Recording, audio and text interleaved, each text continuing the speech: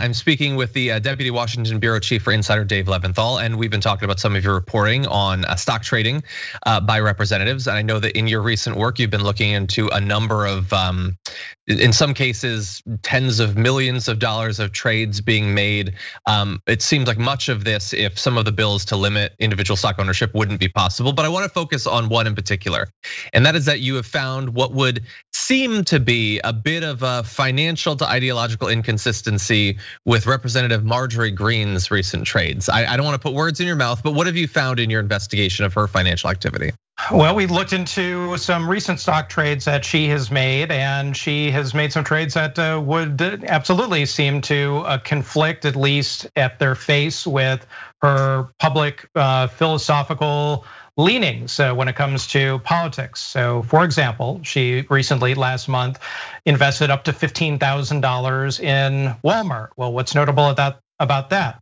Walmart embraced the Black Lives Matter movement. Marjorie Taylor Greene has called the Black Lives Matter movement tantamount to terrorism. So the fact that she's investing in a company that has publicly said that they are absolutely 100% behind Black Lives Matter, believe in social justice and equity, is a curious thing to say the least. Also too, she's invested in Next Era Energy, again, spending up to about $15,000. Members only put these prices in broad ranges by law.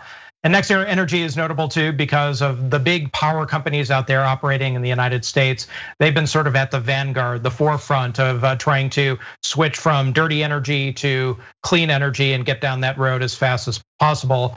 Marjorie Taylor Greene has been a major climate change skeptic and has been very public about a number of different things involving global warming and climate change. So just two examples, and I would add a third, is that she invested in a bunch of tech stocks previously and then sold them back in January at a time when she was casting great dispersion against Facebook and Twitter and various other big tech social media companies that she felt were squelching the voices and censoring the voices of conservatives such as herself.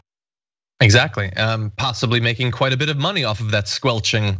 You say that we don't know exactly how much was sold. That's not how it works, but potentially up to a couple of $100,000 of Facebook, Google, Apple, and Amazon. All companies that not just she, but many conservatives have taken to attacking recently. So that would seem to be inconsistent, making money off of these companies in the areas of their apparent support for terrorism or their acknowledgement of climate change, them being tech ones. I don't know if she's like investing in documentaries about critical race theory or something. I'm not sure what else is needed to complete the circle, but what does she say about all of this? Well, I emailed her office. She emailed me back, and we talked about this a moment ago. And she gave some might call it an excuse. Others would say this is perfectly fair and legitimate. But what she said just straight up was that she has a financial advisor, and her financial advisor, not her personally, made these trades. I asked some other questions about the nature of her relationship with the financial advisor, whether she has any control over individual stocks that are off limits to trade for the financial advisor.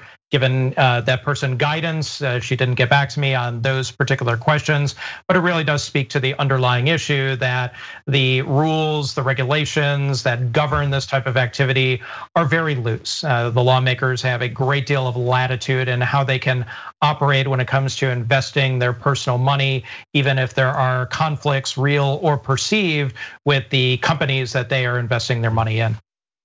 And for people who may not have a financial advisor, like having that doesn't necessarily, that could mean many different things. But that doesn't preclude that she could be giving orders to purchase or sell individual stocks. Just having a financial advisor doesn't stop that, correct? No, not at all. And so if you have a financial advisor, it could be a very nice fig leaf, for example, to say, oh, well, my financial advisor is doing all this stuff, all these trades. I have a very arm's length relationship.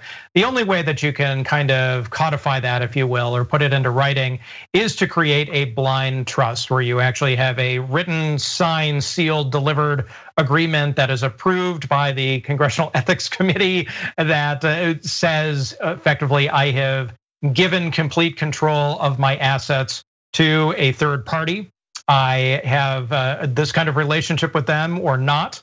It details it in black and white, and the public can see it. So that is something that is much more formalized than just simply saying I got a financial advisor, which is pretty much a half measure between that blind trust and just laissez-faire, all no holds barred. I'm going to day trade as a member of Congress, which happens too. It does. Finally, any word from the office of Representative Greene about whether she'll be supporting Representative Jayapal's bill?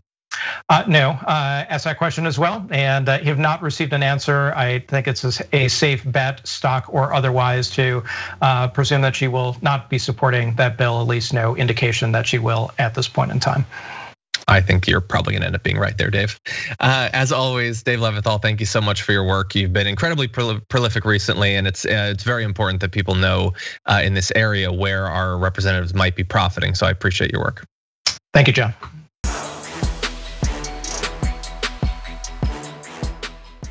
Check out the Damage Report podcast each day, wherever you get your podcasts, whether Pocket Casts or Stitcher or iTunes. You can join me as I give you the news and stories you want, with a range of co-hosts and interview guests jumping in on the fun each day. Again, that's the Damage Report, wherever you get your podcasts. And if you get them at iTunes, don't forget to rate and review. Sometimes I'll read them live on the show.